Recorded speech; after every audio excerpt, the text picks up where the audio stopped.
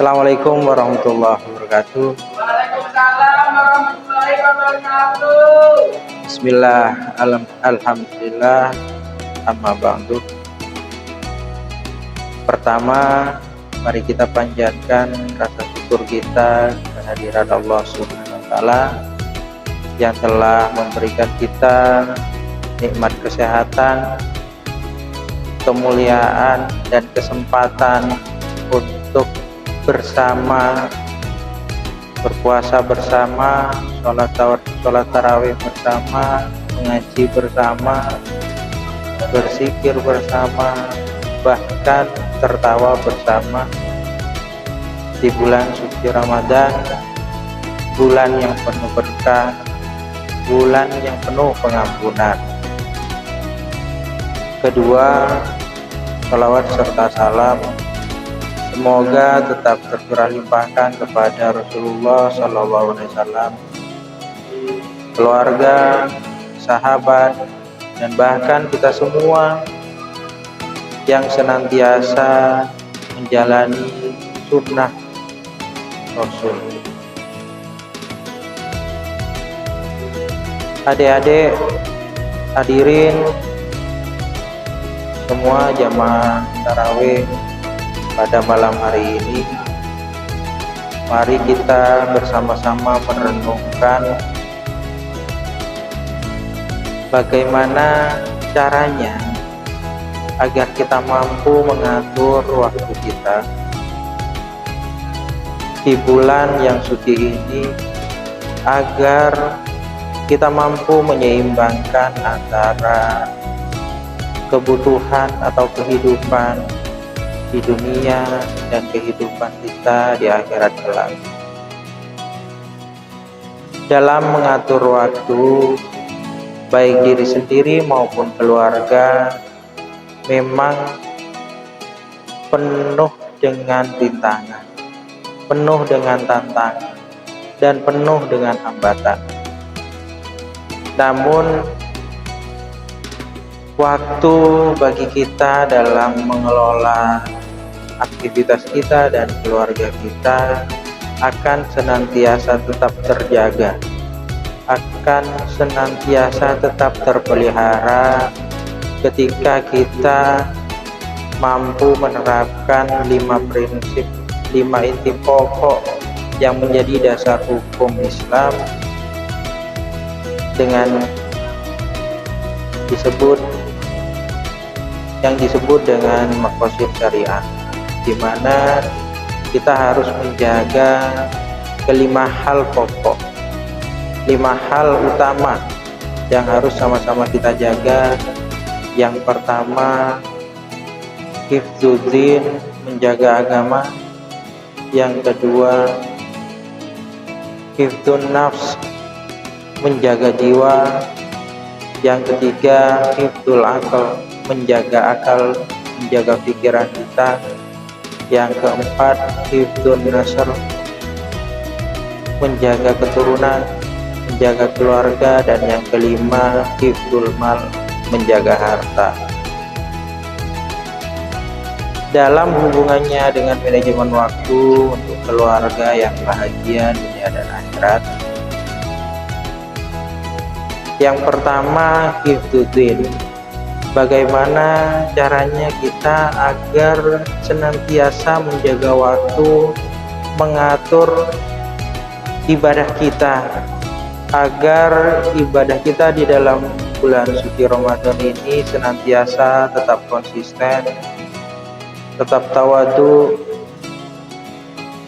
dan kita bisa bersama-sama menjalankan ibadah puasa di bulan suci Ramadan dengan maksimal. Salah satu contohnya bisa dengan berjamaah bersama dengan keluarga, sholat jamaah, mengaji bersama, kemudian bahkan bangun malam sholat bersama. Itu menjadi kebiasaan yang dirasa sangat mudah dilakukan, cuman bisa dikatakan lebih sulit untuk konsisten. Namun ketika kita menjaga agama dengan menjaga konsistensi ibadah kita, insya Allah keluarga kita akan menjadi lebih harmonis dan bahagia. Kemudian yang kedua, hifdzun nafs, menjaga waktu kita yang berhubungan dengan jiwa kita, dengan kesehatan kita, dan dengan kebahagiaan kita. Di bulan suci Ramadan ini, marilah kita berbahagia menyambutnya, melaksanakan perintah-perintah Tuhan, menjalankan amalan-amalan yang positif. Jika memungkinkan, jangan terlalu bergadang, sehingga bergadang itu dianggap mubazir. Mubazir dalam artian begadang kita tanpa menghasilkan sesuatu yang positif.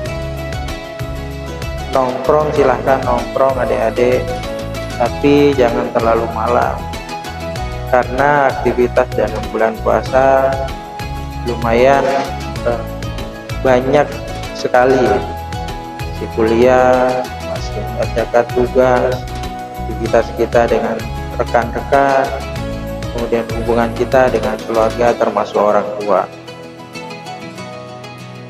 Upayakanlah mengkonsumsi makanan-makanan yang sehat, baik dikala berbuka maupun sahur. Kemudian yang ketiga, hifdzul aqal, menjaga pikiran kita.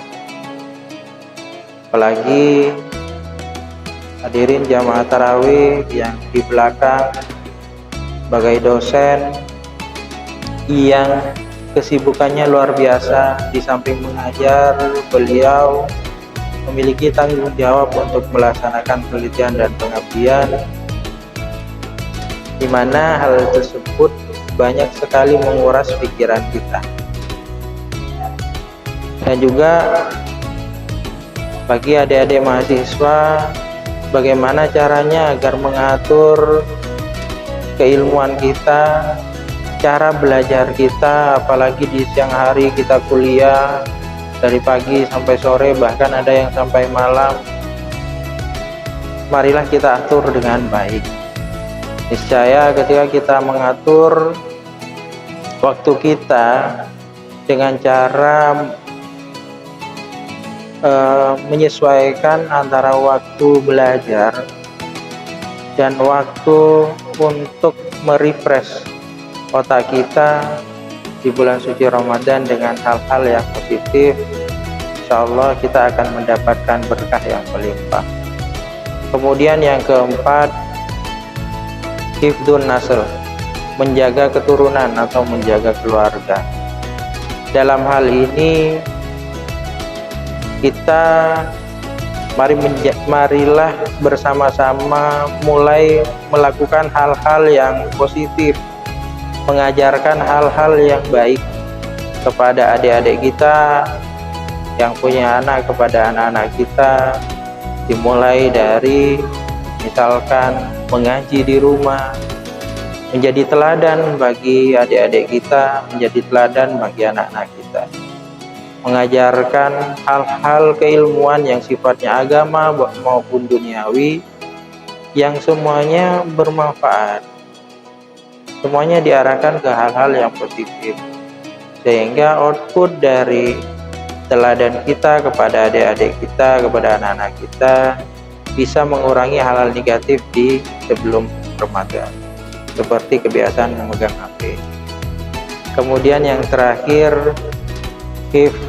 hifdzul mal, menjaga waktu agar kita dapat menyesuaikan aktivitas kita dengan pekerjaan kita.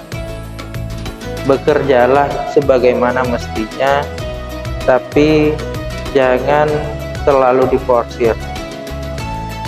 Kemudian manfaatkanlah bulan suci Ramadan, bulan yang berlipat-lipat ganda pahalanya, untuk selalu memberikan kebahagiaan, memberikan sedekah semampu kita, agar harta kita tetap terjaga. Dengan demikian, ketika kita bersama-sama dapat menjaga kelima hal pokok tersebut, dari sektor keagamaan, dari sektor ibadah, kemudian pekerjaan, pendidikan, dan bahkan hubungan keluarga. Insya Allah kita akan menjadi keluarga yang harmonis, bahagia, dirahmati sama Allah Subhanahu wa Ta'ala. Semoga kita senantiasa menjadi orang-orang yang tetap beriman, istiqomah, tetap berpedoman pada kelima maqasid tersebut. Demikian kultum kali ini. Akhiran ini, wassalamualaikum warahmatullahi wabarakatuh. Assalamualaikum warahmatullahi wabarakatuh. Waalaikumsalam. Yang saya hormati Bapak Ibu dosen, dan yang saya banggakan juga adik-adik mahasiswa.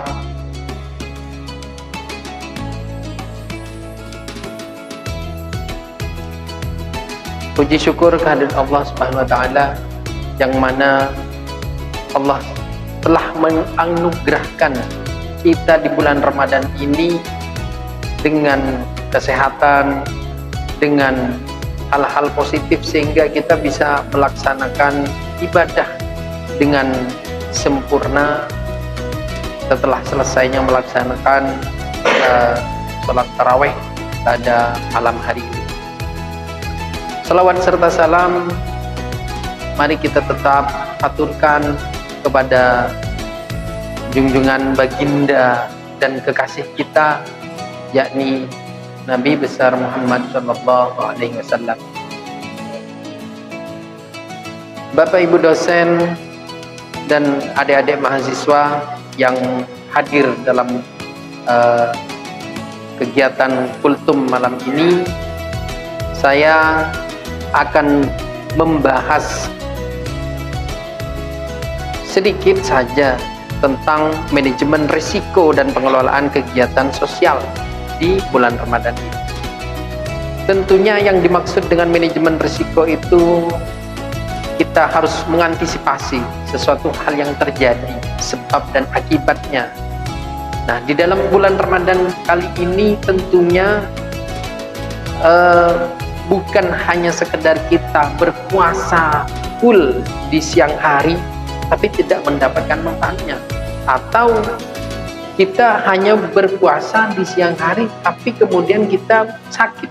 Nah, hal itu juga harus dimanage dengan baik, sehingga nantinya dalam bulan Ramadan ini kita berpuasa mendapatkan keberkahan, kemudian juga memberikan suatu hal yang positif.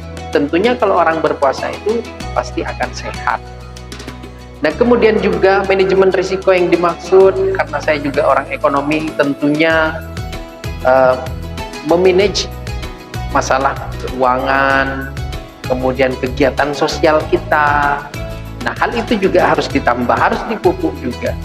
Artinya dalam bulan Ramadan ini bukan hanya kita berpuasa di siang hari, akan tetapi juga meningkatkan rasa kepedulian kita terhadap sesama. Nah, dengan itu maka sempurnalah puasa ibadah kita di bulan Ramadan pada tahun ini. Mungkin hanya itu sedikit yang dapat saya sampaikan. Akhirnya dan akhirul kalam, kurang lebihnya mohon maaf. Wassalamualaikum warahmatullahi wabarakatuh. Assalamualaikum warahmatullahi wabarakatuh. Bulan Ramadan merupakan momen spesial yang membawa banyak perubahan signifikan terhadap pola konsumsi masyarakat. Contohnya banyak sekali peminat atau peningkatan dalam penjualan, baik itu makanan, minuman, pakaian, atau bahkan alat sholat atau kebutuhan ibadah yang lainnya.